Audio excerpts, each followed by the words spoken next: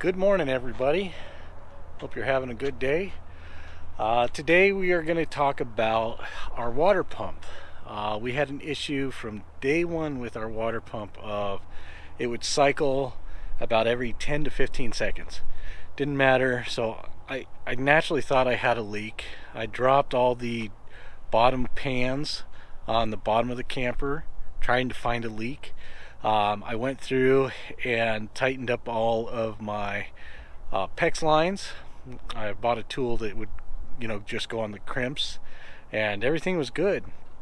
I ended up putting a water meter on the intake of the city water, excuse me, and then I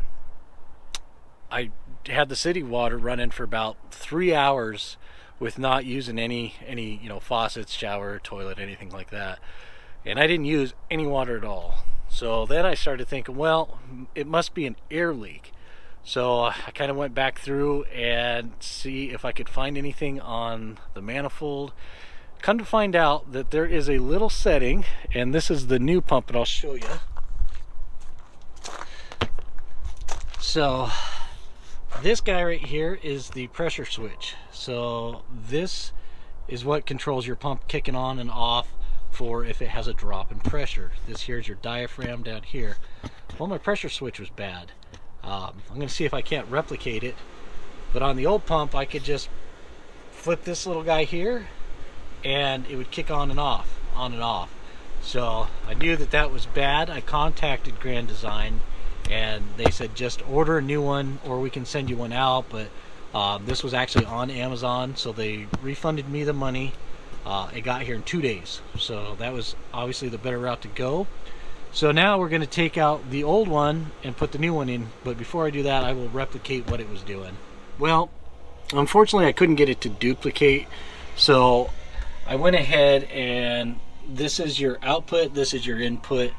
So this guy's up here, and then I pulled off this line, sitting it in here, letting it drain. This is only held down by 2 screws. We'll pull it up, we'll put the new one in, and we'll see if we can't get that to work properly. Alright, so we're going to pull off one of the screws off the isolator, and then alternate corner for the other one. It's just these 2 screws.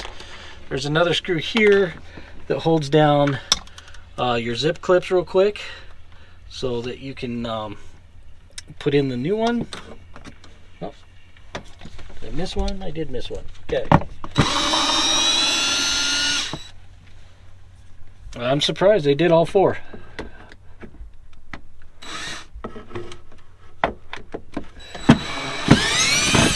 So I stand corrected, 4 corners.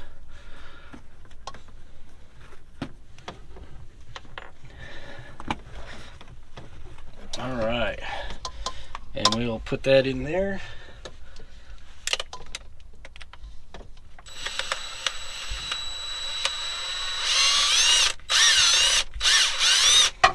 Yeah, we'll get that out after we pull it out.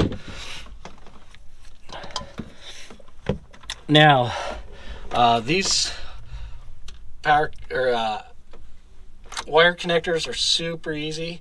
Basically, all you do is you flip it up, you pull your wire out, and then when you put your new wire in, you just slide it right back through. So let's see, we have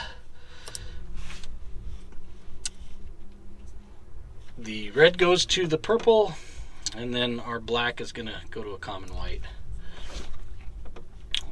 So just pull it through like so. Now you see the new pump is here. It does not have the filter on it, so we are just going to marry it up to this one. I am going to put Teflon on this side of it. The reason I'm not going to put it on the other side of this pump is because the way that these fittings have a O-ring in them already, you're not going to hurt anything by putting Teflon on there, but because this doesn't have any type of seal on there, I'm just going to put a little bit of Teflon on there just to make a better seal, basically. So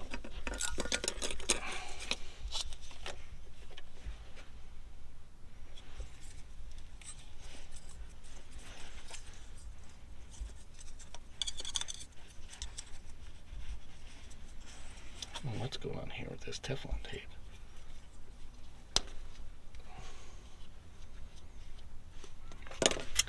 All right, and then you want to make sure you don't have any Teflon tape sitting inside of your channel here. Turn on a faucet.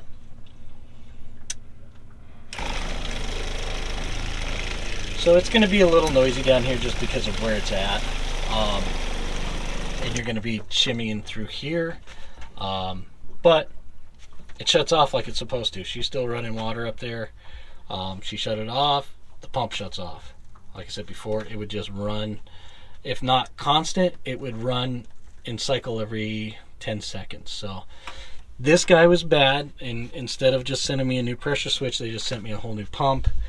But this pump is about 65 bucks, and it's going to be a good extra. So now to finish this up, I'm going to put 2 zip ties around here and screw this back down so it's secure, and the water pump is done. It's a really simple fix. The hardest probably is to find it. Luckily, this guy is easy to get to. I know, like on our bumper pole, our bunkhouse, it was under a drawer, and it definitely was not this easy to get to. Well, it happened. What can I say? It happens to all of us. I was putting the video together and footage is missing, so I'm gonna kind of catch up to where I was. Unfortunately, this is all put back together, but you'll get the idea of what I was talking about. So where we were at is we were talking about putting Teflon on this fitting and not these.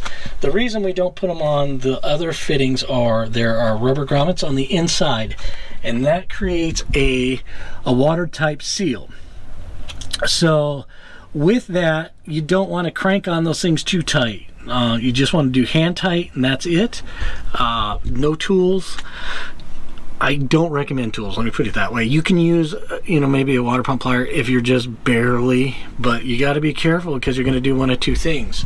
You are either going to compress that grommet so much that you're going to cause a leak right here, or worse yet, you're going to break the internal part of this guy or the other fitting, whatever it may be, and you'll never know it, and you'll put a hairline crack in there, and then that just makes for a really, really bad day.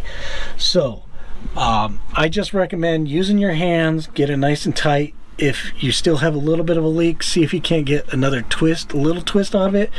If you can't, you might actually back it off because you might have it too tight and you might have already started to compress that grommet.